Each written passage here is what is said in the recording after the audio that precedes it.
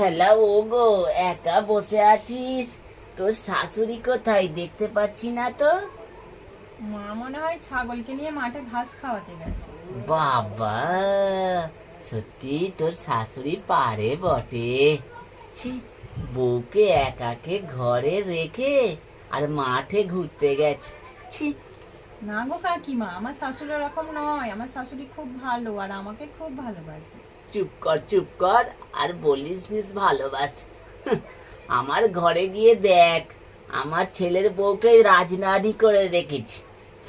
ভোরের বেলা উঠে গরম গরম চা করে খাইয়ে, রাতের বাসি বাসন মেজে, তারপরে ওই দুপুরের খাবার জোগাড় করে দিয়ে তবেই একটু ঘুরতে বের হয়েছে। ভালোবাসে। না গো কাকিমা, আমার শাশুড়ি মা আমাকে মেয়ের মতোই ভালোবাসে। আমাকে কাজ করতে মানা করে। চুপ কর, মানা করে? শুধু মানা করলেই হলো? তোদের দিয়ে কোনো কাজ করানোই উচিত নয়। তোদের আর বয়স কতটা হয়েছে বল? তোরা এখন তো ছোট। তোরা একটু গান করবি, একটু মেকআপ করবি, একটু ঘুরবি বেড়াবি, একটু নাচ করবি, একটু ফোন দেখবি, ফোন ঘাঁটবি, চ্যাট করবি। বাবা, এখন তোদের দিয়ে লোক কাজ করায়? বাবা, তোরা ফুলের মতো। না, আমাকে কোনো কিছু করতে বারণ কিন্তু করেনি। চুপ কর। বারণ করলে শুনবি কেন? একদম শুনবি না, আর রান্নার ধারে বারে যাবি না। কিন্তু কাকি। আরে কিন্তু, আর একটা কথা বলি, মন দিয়ে শোন। স্বামীকে সব সময় হাতের মুঠোয় রাখবি।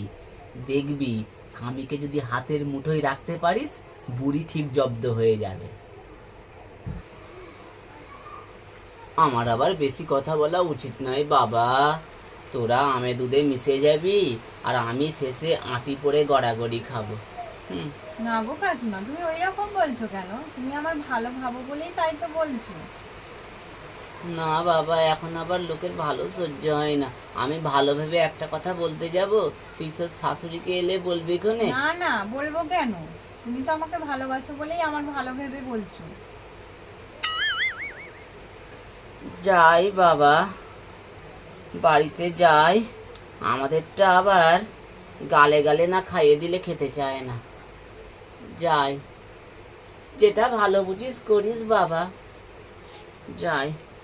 আপনিও আপনার পরিবারকে এই সমস্ত মহিলাদের থেকে দূরে রাখুন, তা না হলে দুদিনে আপনার সংসারে বাঁচিয়ে দেবে।